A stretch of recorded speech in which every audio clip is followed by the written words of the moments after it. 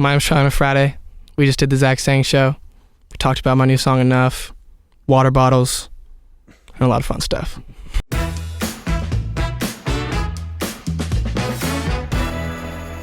Hello, beautiful human. My name is Zach. Dan's not here. Feels incomplete. But we have Charlie on a Friday. What's going on? On the couch. Let's go. You were born in 2003. Yes. That's crazy. Yep. Jesus, you weren't around for 9/11. Let's I was start not. there. What the fuck? I was not. That's crazy. What?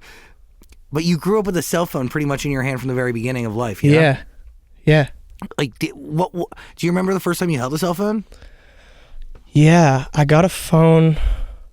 At first, it was like a little like, you know, like the phones with like the sliding little keyboards. Oh my God, yeah, of course. Yeah. That was my first phone. Classic. Yeah. How old were you? I think like 7th, 8th grade. Maybe. Well, that's like reasonable. That's Yeah. like the right time to get a cell phone, I think. Yeah. I had an iPad though, and that's where I would like mess around with like social media and stuff. So like, what was your first social media site that you hit up? I think it was Instagram. Okay, that makes Yeah. sense too. But I actually no, YouTube. I had like YouTube channels like when I was like really young. Doing what?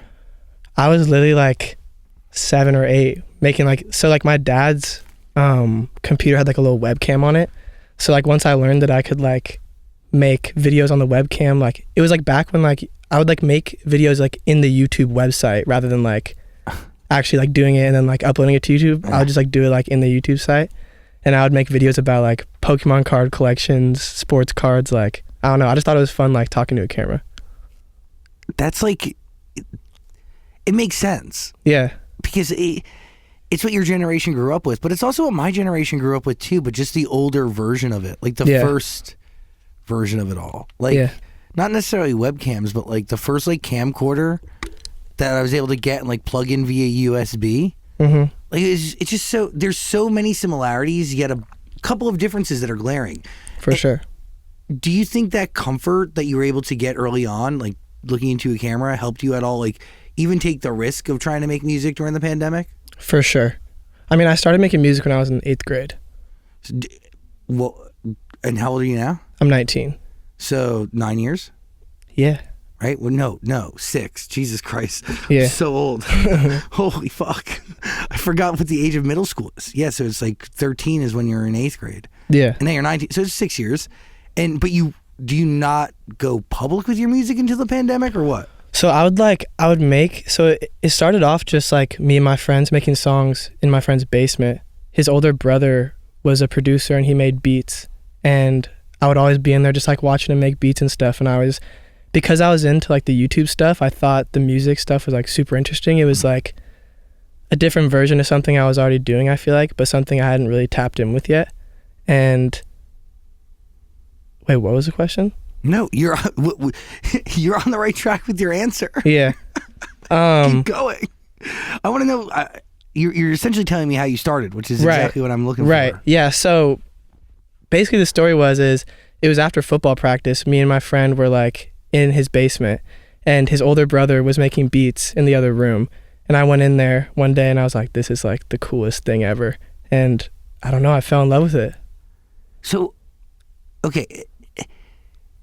You happen to be I'm confused, but I'm not confused. Okay. Do you, from that moment on, like, how are you watching him on the regular? Like, how are you getting, you don't just watch him once and then go try to figure it out, or do you? Right. Well, so I started making music with him for like 2 years. Sick. Yeah. So I would like be at my friend Cole's house, and then I'd be like, yo, like, can we go downstairs and see what your brother's doing? And it became like a normal thing.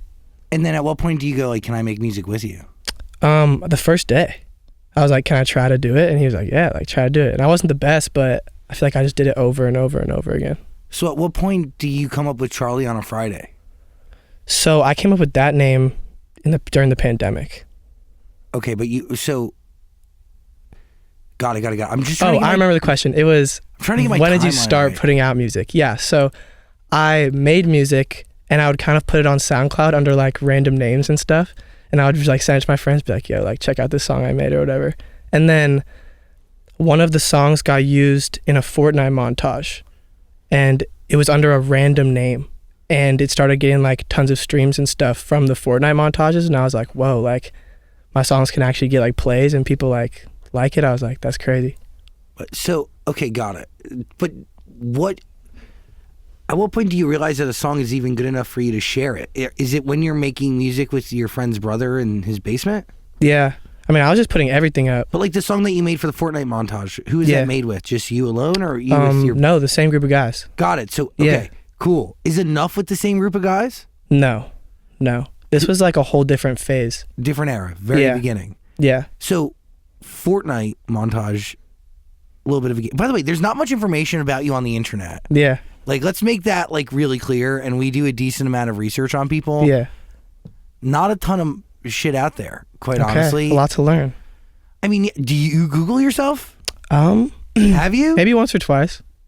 Have you also realized that there's not a ton of information out there on you? I would agree.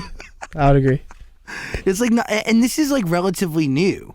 Yeah. Enough, just being honest, enough popped out of almost nowhere, in my opinion, but didn't, because it started bubbling in different communities. And you have a few songs out in the world. Yeah. Do you expect any, like, when you put in when you see the Fortnite montage success start rolling in, do you change your mindset to take this more seriously? I think it was just a turning point where I realized that that songs being embedded in other content was a good form of marketing, and people could hear the song somewhere where they weren't necessarily looking for it, and like that was like the beginning of like a new thought process for me. Which is essentially a sync, right? Yeah. Like a song showing up in a TV show or a movie, or, you know, like even David Dobrik's vlogs or music Shane Dawson uses in his, you know, documentaries. That all has like real weight of awareness, you know? For sure. So what do? Do you change your approach? Are you making songs and then pitching it to creators to use in their shit?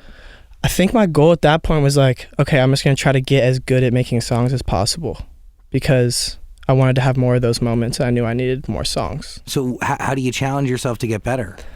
So for probably 2 or 3 years, I was working with like the same group of guys in their basement, like making like hundreds of songs. And finding what level of success? Nothing really. Outside of like a Fortnite montage shit here and there. Yeah. So for the entire time I was making music in high school, the only thing that really happened was that one Fortnite montage. So that was like the big success. Yeah, like I had like 1 million streams. It was like sick. It was a W. Yeah. Yeah.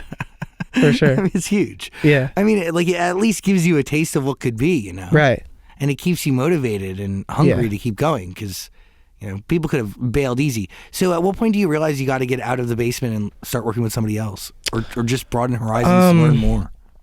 So I think that I was working with them for a couple years, and then I took a little bit of a break and I focused on like sports and finishing high school. And then once the pandemic hit, I was like locked in my room. So I found a microphone in my room and I was like, okay, like maybe it's time to start doing music again. And I like plugged into my computer and I called him and I was like, yo, like, can you teach me how to like do this on my own real quick? Like how to like mix the vocals and make it sound good. And then,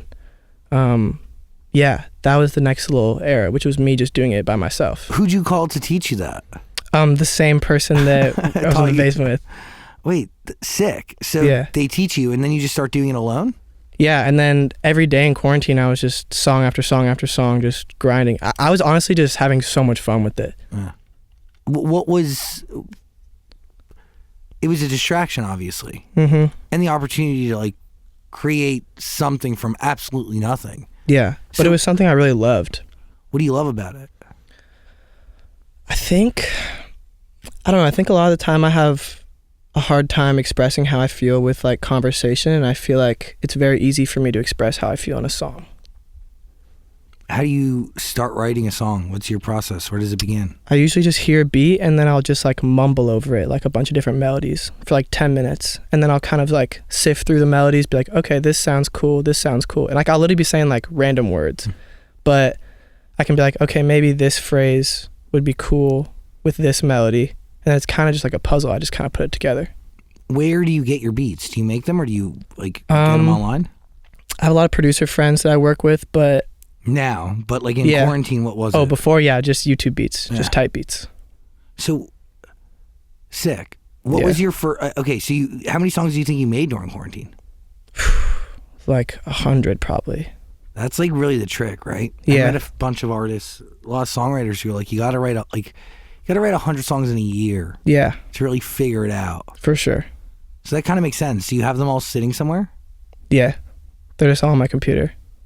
Or when you go into a session now, do you go back to those or do you just start from scratch? I usually start from scratch, but like if I'm just with myself, like by myself, I'll like sift through something and I'll be like, okay, like this sounds really good, but maybe we should change the beat. Like there's been a lot of times where I found something really old that I might have not seen the value in then, but then I saw it later and it became something. So at what point in quarantine do you come up with Charlie on a Friday?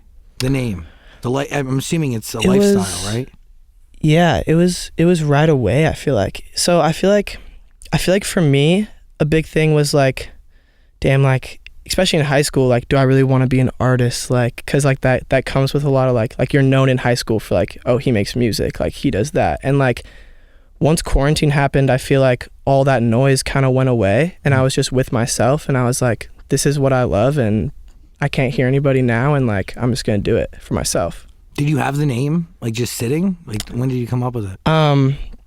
Yeah, like the idea behind it was like, okay, because the pandemic hit for me my junior year in high school. So you were done. You were out of high school by the time it ended. Yeah. So I think it was a big realization for me that like not everything is promised and like everything can kind of be like stripped away like that by something you can't control. So I was like, when the pandemic ends, I'm gonna do what I love. I'm gonna make music. And I was like, I'm gonna live every single day like it's a Friday. Like every day I'm just gonna try to do what I want. And like while I'm here, I'm gonna try to do what I love. And that's kind of the idea behind the name. When did you realize you loved music? I think from that first day in the basement, like it sparked something in me. I liked it more than making videos. It was something that was I had more creative range, I think, than making videos. How'd you get the beat for Enough?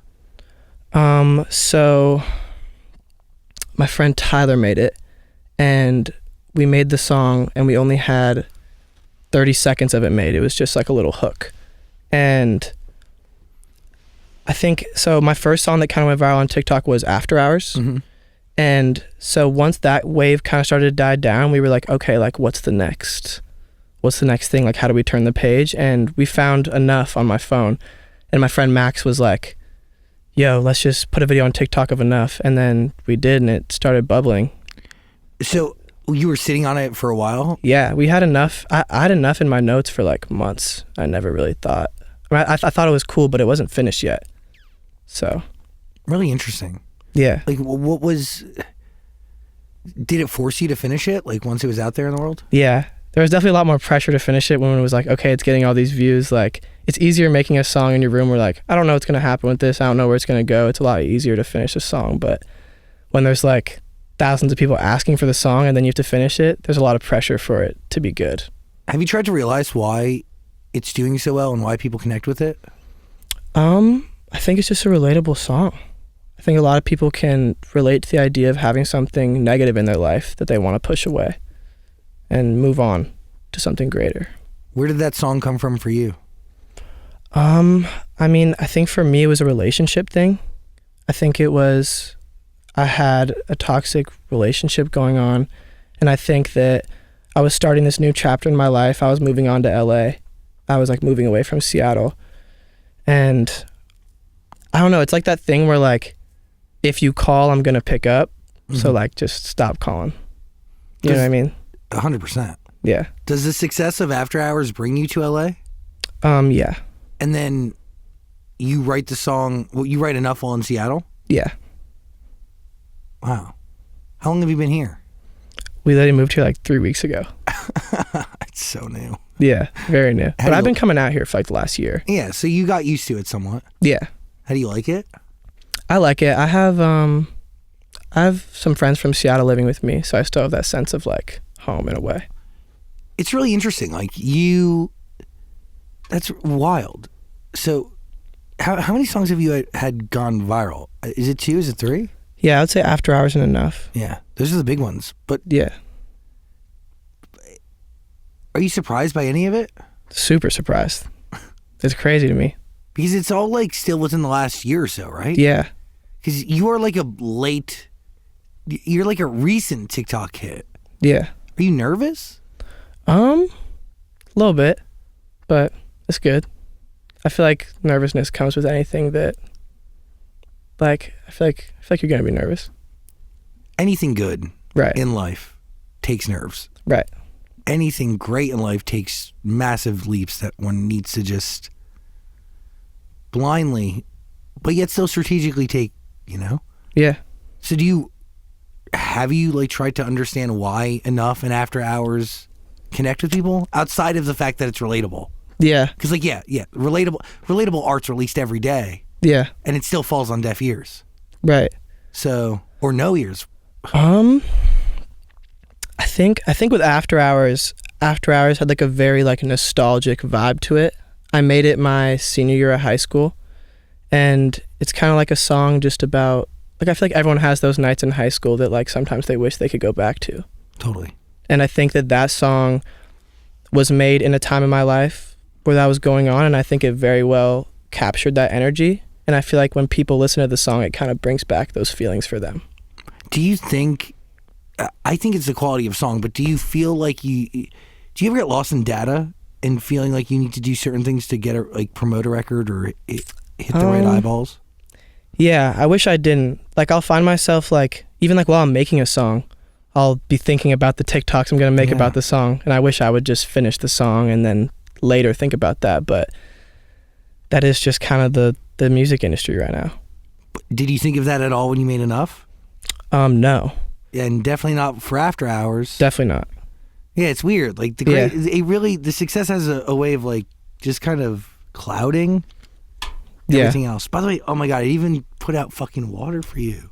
This is what happens when Dan's not here. I got it. I brought it. No. Hold on. Let me go get you a water. Hold on. This is so embarrassing.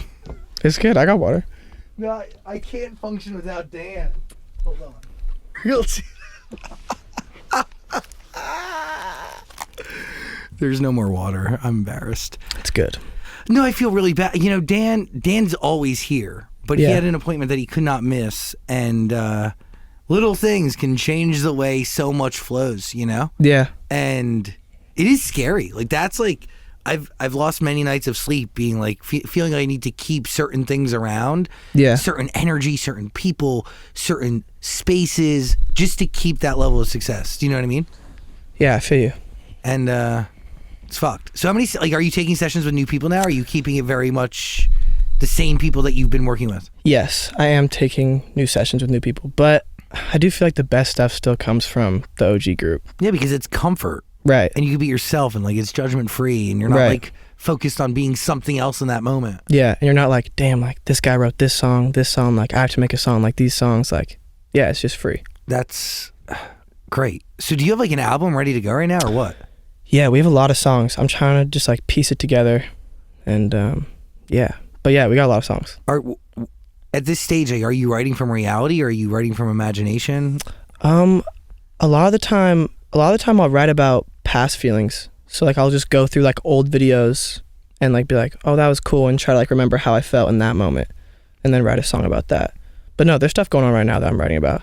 That's pretty cool though. Like, yeah, going back in time, using your phone as a capsule. Yeah. So do you end up ending the relationship with that human that Enough is about? Yes. To move out to LA and start a new chapter? Yes. Interesting. Leaving someone as you skyrocket up the charts, the charts of life, and the charts in music. Yeah. No guilt? No. You're young. Yeah. I'm assuming they're young too. Yeah. If they're not, that beat. But yeah, that's young. Young. Yeah. So much life ahead. Right. So much experience. Yes. And quite frankly, you need to fall in love and get your heart broken a bunch of times to create more music. Yeah. How do you feel the need to put your music in a genre? No. People do though. Yeah. It's weird. Like, people are like alternative, trap.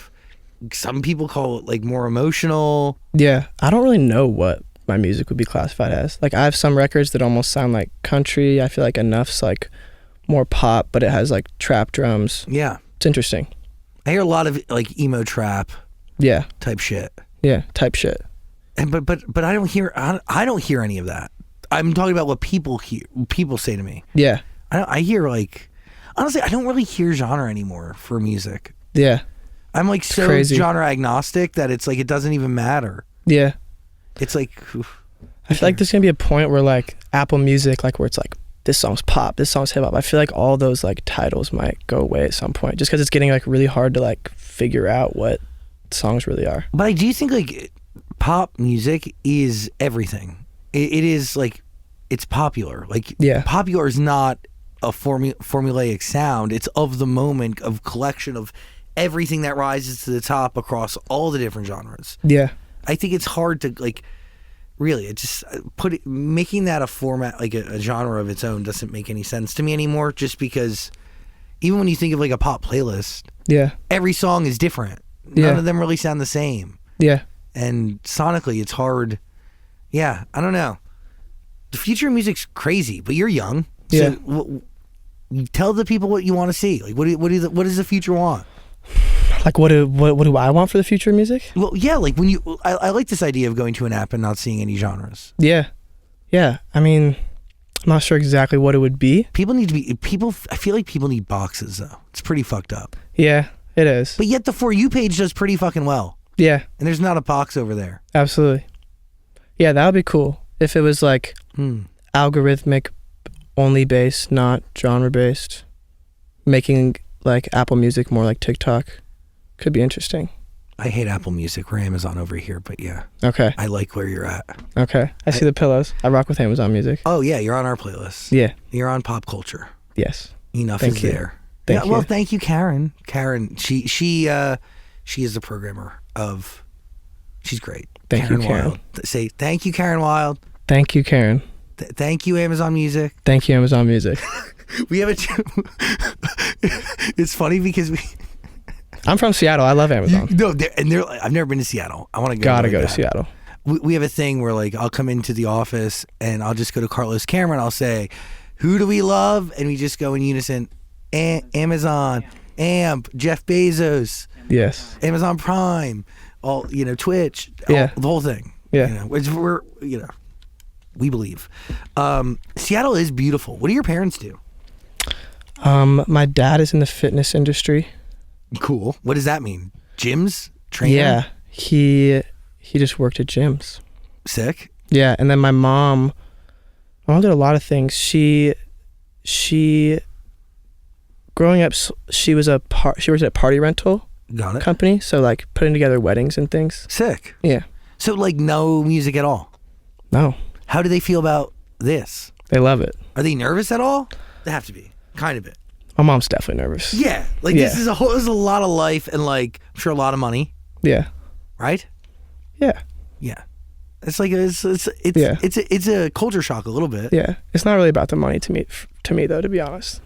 No, but we want to, save it and build generational wealth so like we can help your family. Mm-hmm. Not blow it all in absolutely dumb shit. Yeah. What's the craziest thing you've bought? I haven't really made a crazy big purchase. I feel like I spent a lot of money on my friends' plane tickets. I feel like I spend probably an unreasonable amount of money on my friends' plane tickets.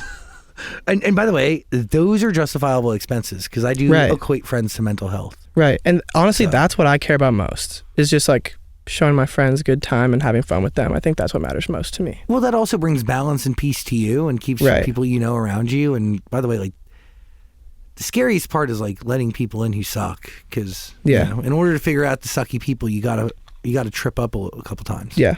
So that's that's rough. But the most people the more best friends you have around you, safer. Right. And it's like it's the same friends that I made these songs with, and I feel like it's important to experience the things that have come from these songs with the same people. Yeah. 100%. Yeah. And again, I think that actually will give you long-term success. Yeah. So not a dumb purchase, expensive, yes. Yeah. But a tax write-off and very much worth it. Yeah. Well done. So I mean, your life is crazy right now. Yeah, like you're doing a whole radio promo tour today. Yeah. How do you prepare for a day like this, or what do you do?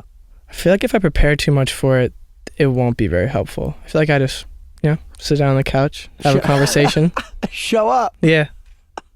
How do you know a song is finished? Whew. I mean, there's a debate that a song, is never really finished. There's always like one more little sound you could put here or move the drums this way. But it could also change it for the worse, Right. I feel like, I don't know. I think it's just a feeling you have. Like, okay, this is where it should be. Who do you go to validate that feeling? My friends. Every time? Yeah. I'll be like, yo, is this fire? They're like, yeah. So when you and they'll let me know if it's not fire. When you take on new sessions, will you go in with somebody or is it just you? It's usually me and my friend Jordan, who's my engineer. Sick. Yeah. So there's still a level of comfort there. Oh, for sure. How do you vet people to take a session? I don't know. I'm pretty open. Really, truly? Yeah. I mean, you never know. Like, just because a person's made this song doesn't mean that you guys are gonna have a song like that song. And sometimes people have made no big songs, and you make amazing songs. So, people are crediting you with helping create like a modern hip hop sound in Seattle. Which do you agree with, or what? Yeah, I'd agree with that. I feel like there's so many talented artists in Seattle.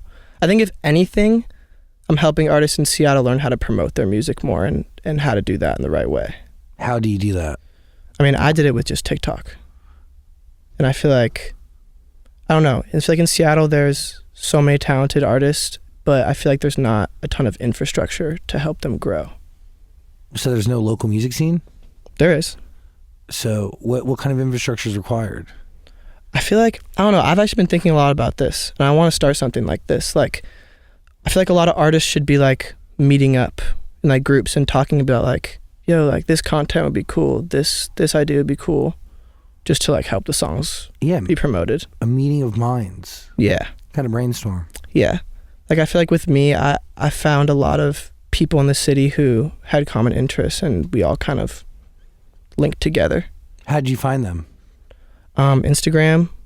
You just kind of peep what other people are doing. Like, oh, that's cool. Like, message this person. Yo, we should meet up and talk about shit.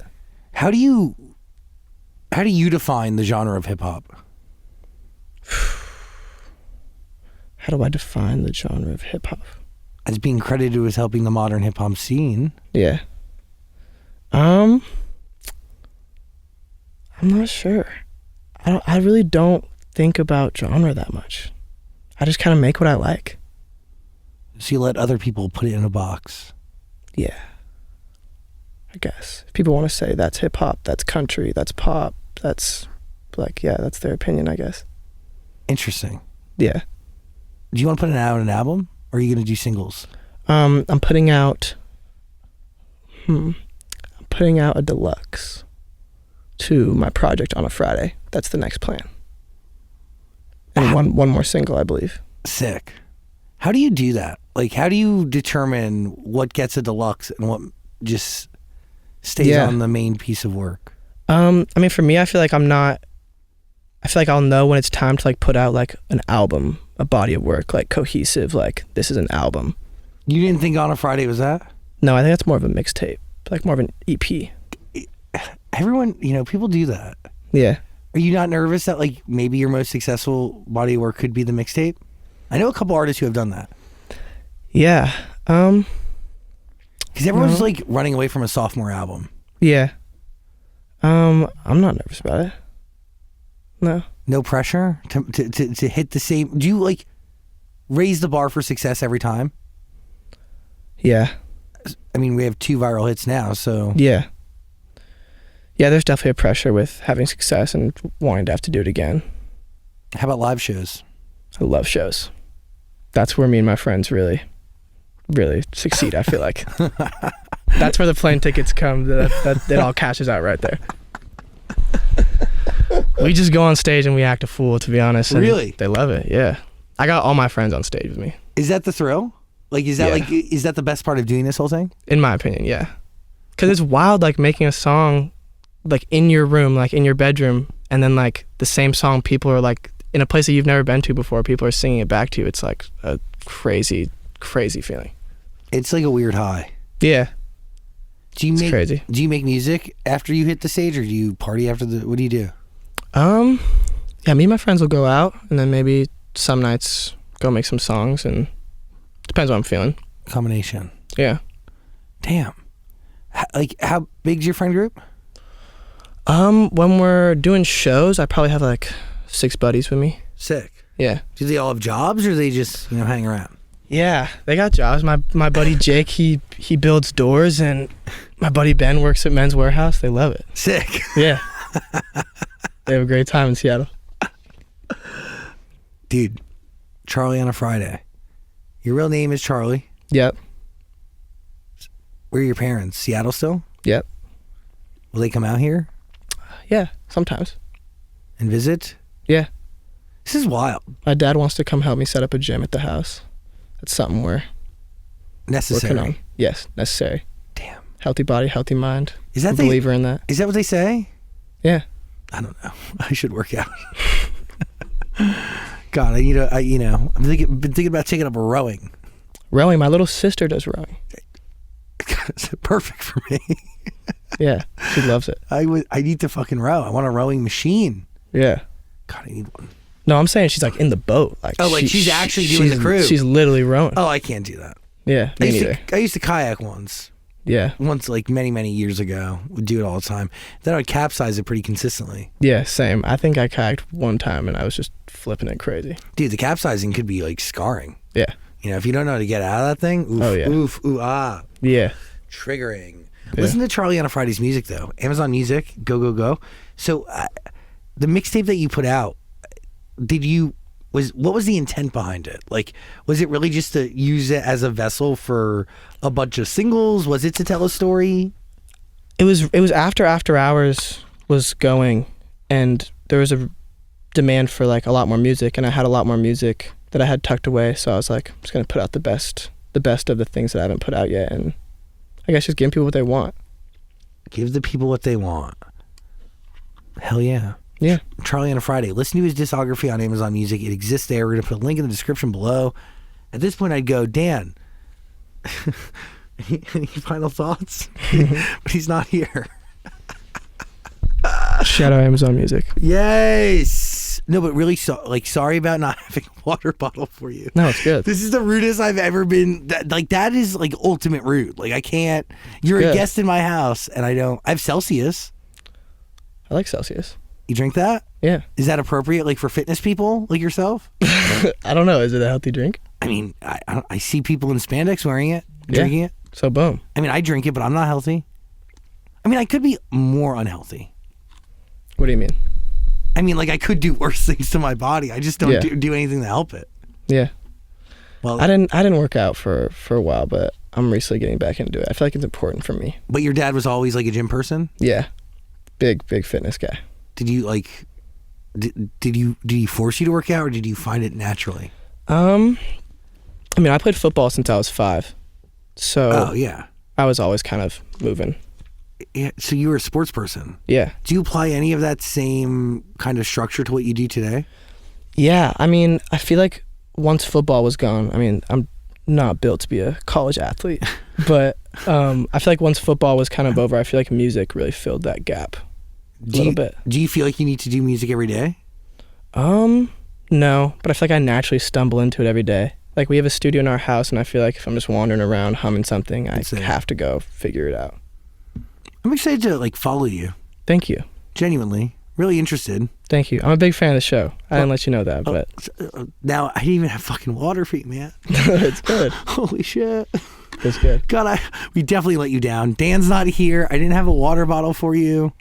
It's all good. Wait, it's not all good. I got the water. Yeah, it's not like I don't have water. No, it's nice. You took the water from your fancy chauffeured car that took you here. Empire CLS. I've never seen this brand of water in my life. Well, that's because that's a. Oh, it says it's a car company. Yeah. Okay. I Shout out Empire CLS. I was fancy at one point where I used to drink those same waters. More now. It tastes like the rest of the water. That's amazing. How'd they do it? How they do it? How'd they do it? How'd they get into that personalized bottle? I mean, I want If you needed to put out an album tomorrow, could you? Yeah. For sure. Sick. I don't know logistically. But no, for what your job is, you're part of the process. Yes. You could throw that shit out there. For sure. Does the girl who you left in Seattle know that enough's about her? I have a clue. Did you tell her, or did she just pick it up on her own? I haven't talked to her in a while. I mean, if you have a clue, when you got sources on the inside? I mean, I feel like it's pretty obvious if she's heard the song, probably. Oh, because it's just everywhere. Yeah. I mean, no. I'm saying like... No, I'm kidding. I'm sure she follows along or something. How does that make you feel? What? Knowing that your feelings about somebody, very intimate, yes. Yeah. But are now with the world. And a part of the world is that person who it was about. I'm good with it. I love reading people's stories and see how they interpreted the song and sharing how it's helped them. I feel like that's more important than like worrying about how I feel about it. Kind of. Well, I think that I think ultimately, I think you're right. Yeah. Mm-hmm. Understanding how everybody else interprets art, because that's what art is. Yeah. But then also understanding how that art even came to be in the first place. Right. You know? Yeah. What'd you feel? Heartbreak is hard. Leaving somebody's hard. Yeah. Even if it's like, even if you know it's the right thing to do and it's needed, you know? Yeah. Like there's, like great art comes from really hard moments. Mm-hmm. And even also incredible moments, you know? Right. High emotion moments, I think, is the point I'm trying to make. Yeah. And I don't know. I don't necessarily make that type of art, but we sit down with enough artists to understand that like most great shit, even though some of it's done really quickly, they come from like really high, there's just high energy, if that makes any sense, you know?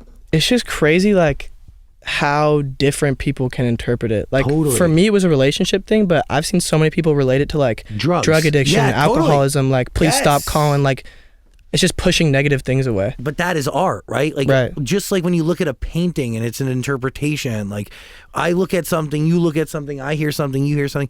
Yeah. We're taking that in, internalizing it, and becomes something totally different to each person. Yeah, it's crazy. There's no one way to consume a song or to, you know, look at a painting. And that's fucking art, man. Yeah.